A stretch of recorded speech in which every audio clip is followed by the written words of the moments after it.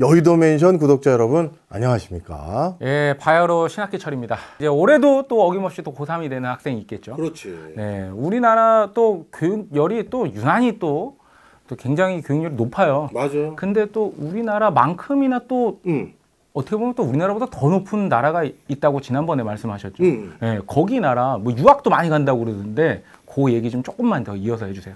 중국 맞아. 이 중국에 그때 우리가 어디까지 했는지 나도 기억도 가물가물하다만 유학생 이제 얘기해 주는 걸로 이제 귀결이 됐었지. 1990년대가 들어서면서 본격적으로 중국 사회에서 유학 열풍이 불었어. 그래서 이 세 가지 단어가 본격적으로 대두되는 게 90년대, 2000년대인데 하이구이, 하이다이, 하이허우. 자, 이 용어부터 정리하자고. 하이구이는 유학을 갔다가 공부하고 돌아온 사람들. 아, 돌아온 사람. 그럼 하이다이는 뭐겠어? 눌러 사는 사람? 그렇지. 유학 가서 안 돌아온 사람. 그럼 하이허우는 헷갈릴 수 있겠다. 뭐예요? 하이허우는 유학 가서 외국에서 공부를 했는데 왔다 갔다 하는 사람들. 여기에서도 직장을 중국 본토에서 구하면 또 왔다가 또 거기 가서 또 살기도 하고 이런 사람들을 하이허우라고 불러. 그래서 이 중국에서는 이 중국의 경제뿐만 아니라 산업 그리고 중국인들의 소비 패턴을 이해하는데 이 하이구이, 하이다이, 하이허우들을 이해하는 게 굉장히 중요한 맥락이야. 유쾌한 상상 해보자. 우리 조용중 PD님께 갑자기 모든 기회를 다 마음껏 줬어.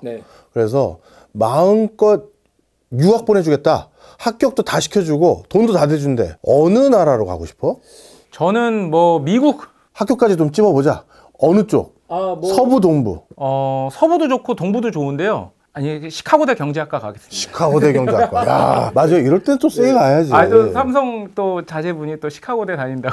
아, 그래? 아, 그랬어? 오, 그건 몰랐어. 야, 하여튼, 맞아. 대부분의 사람들, 우리나라 사람들도 유학 가라고 하면 다 미국 생각하잖아. 중국에서도 똑같아. 중국에서도 많은 사람들이 미국에 유학을 가고 싶어 하는 문화가 어마어마하게 쌓이기 시작해. 그게 1990년대부터 본격적으로 시작된 가장 큰 이유가 있어. 중국인들이 가장 취업을 선호하는 회사가 어디였기 때문이다? 미국 회사? 그렇죠. 정확히 말하면 중국에 진출한 그 외국계 회사. 이제 중국이 개혁 개방을 본격화하기 시작했고, 저 15억 인구가 이제 들썩들썩 하는구나 하면서 글로벌 탑 티어의 기업들이 중국 시장 공략하겠다고 중국에 진출했을 거 아니야. 그런데 중국 내부에서도 중국의 전통적인 중국 로컬 회사들, 중국 내 원래 회사들, 뭐가 있을까? 차이나 모바일도 있을 거고, 차이나 페트로도 있을 거고, 뭐 상하이 자동차도 있을 거고, 그런 회사 있을 거 아니야. 네, 그렇죠. 뭐 은행들도 있고 중국. 그렇지. 그런데 그런 그 중국의 원래 기라성 같은 내부의 국영 회사들, 국공영 회사들하고 중국 시장에 진출한 외국계 회사들이 딱 들어왔을 때 이게 아직까지는 수준 차이가 확실히 있었던 거야. 그때 느끼기에. 그럼 일단 급여 차이도 약간 있을 뿐만 아니라 회사를 운영하는 방식에 있어서 여기는 쉽게 얘기해서 우리로 따지면 공공기관. 그런데 이 외국계 기업은 뭐야?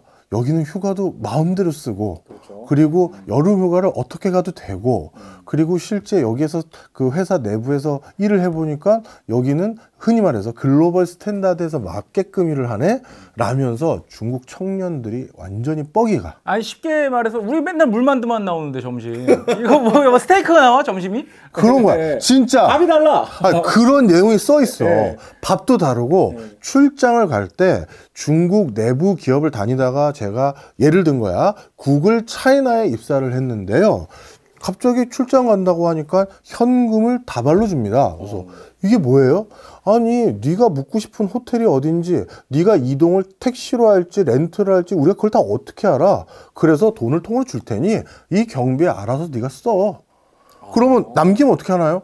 그건 네가 알아서 해. 너에게 맞는 경비를 우리가 책정해서 준 거니까 그건 거야. 그러면 이제 어떻게 되느냐? 개인이 선택을 하기 나름이야. 예를 들어서 난 이 휴가비를 남기기라 새벽같이 일어서 걸어서 미팅 장소까지 가고 그 다음에 찜질방에서 자고 그렇게 해서 난 남겨오리라 그렇게 해도 되고, 아니면 반대로 구글 차이나에서 근무하지만 외국에 출장 갈 일이 많이 있을 테니까 나가서 일을 보는데 그 나라의 5성급 호텔에서 한번 호사스러운 생활 해봐야지. 그 출장비 다 쓰고 오면 되는 거지.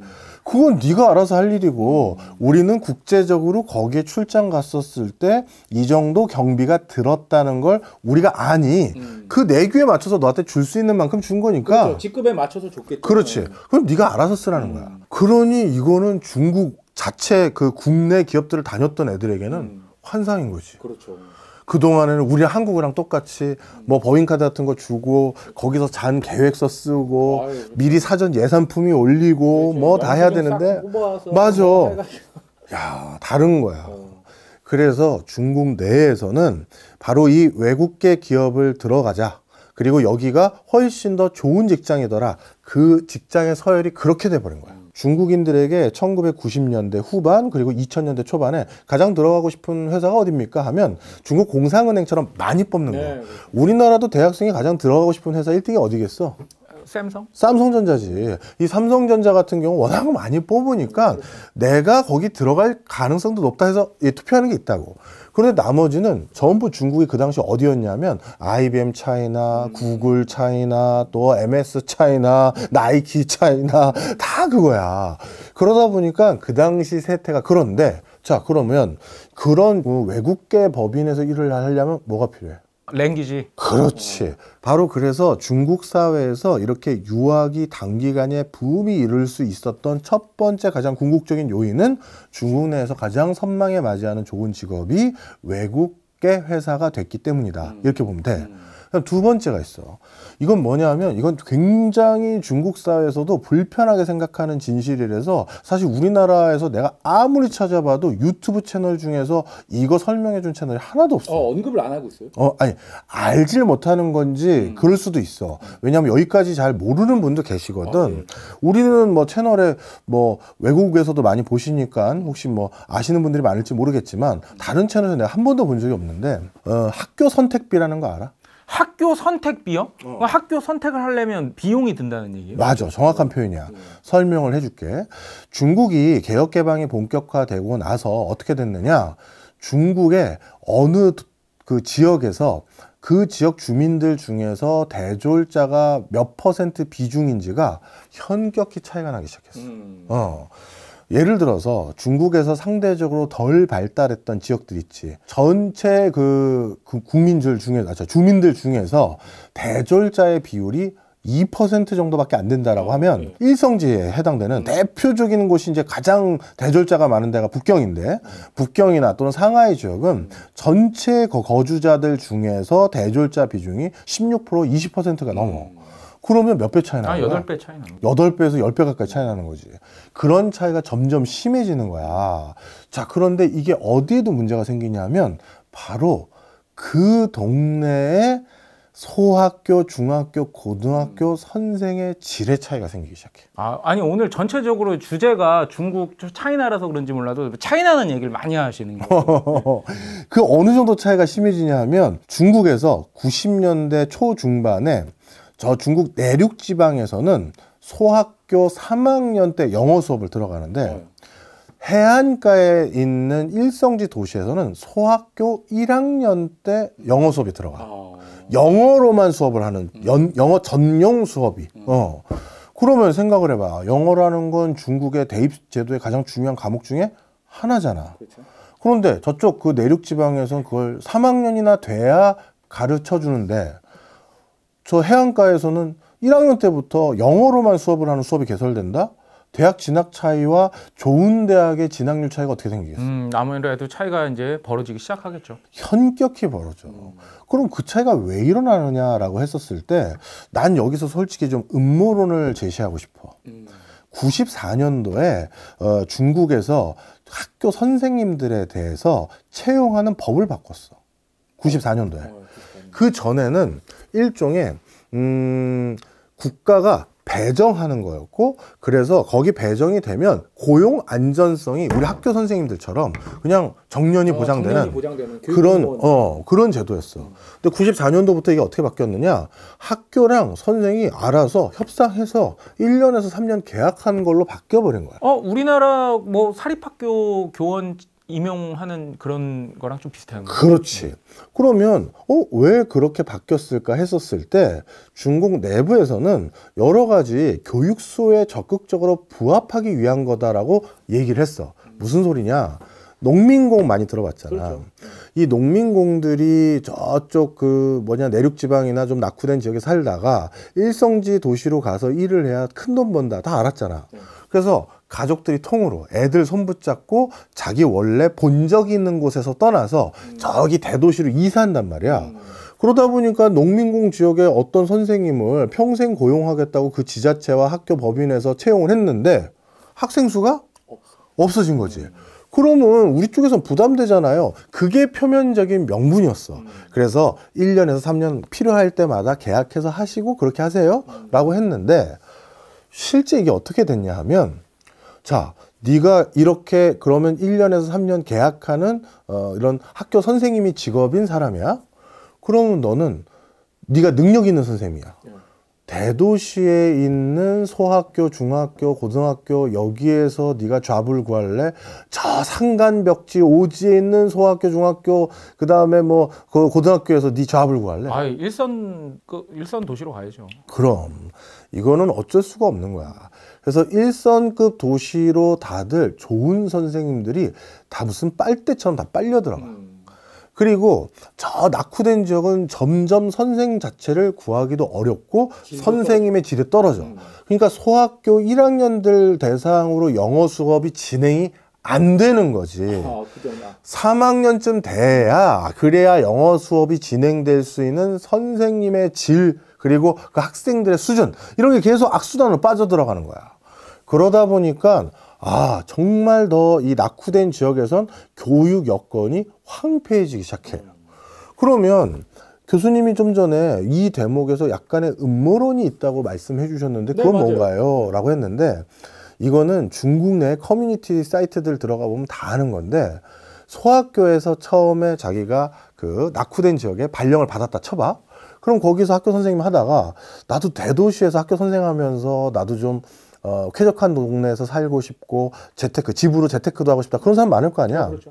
그러면 그 낙후된 동네에 살던 사람들이 자신 전교 신청할 때 다른 지역으로 보내달라고 할 때 누굴 많이 보내줬을까? 고위 장성의 자녀들 중에서 학교 선생하는 애들이 흔히 말해서 관시를 바탕으로 먼저 전출이 돼서 가거나 걔네들만 뽑아간 거야.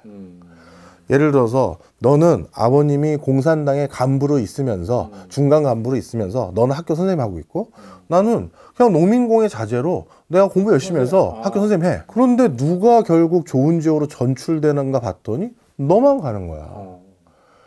이건 조금 달리 말하면 너만 보내려고 제도를 바꾼 거 아니냐라는 소리마저도 들리는 거지. 그래서 그 당시에 학교 선생님에 재직하셨던 분들 중에서는 그런 소리도 해본 사람이 있대. 우리로 표현하면 저 전출간 저 영어 선생님하고 나랑 토익 시험 보자고 해. 누가 더 점수 잘 나오는지 한번 따져봅시다. 무슨 기준으로 해야 하는 거예요? 도대체? 내가 제 수업하는 거 아는데 제 수업 형편없어요. 근데 제가 왜 거길 가는 겁니까? 이 소리가 나오는 거지. 그래서 결론은 이런 여러 맥락들 때문에 점점 낙후된 지역에선 좋은 선생님이 없어진 거고 그러니까 좋은 선생님이 없으니까 학교의 질도 낮아지고 애들의 대학 진학률 떨어지고 그래서 다시 그쪽 농민공 지역에 주로 살고 있었던 부모님은 대안이 하나밖에 없어. 우리 애가 중국 내의 교육 시스템으로는 상하이 그다음에 베이징 대학 또 어디 있을까? 푸단 대학 또 교통대학 이런 데 못 들어갑니다. 우리 그런 데 들어가야 우리 애도 좋은 직장 다니고 하는데 그게 쉽지 않아 보입니다.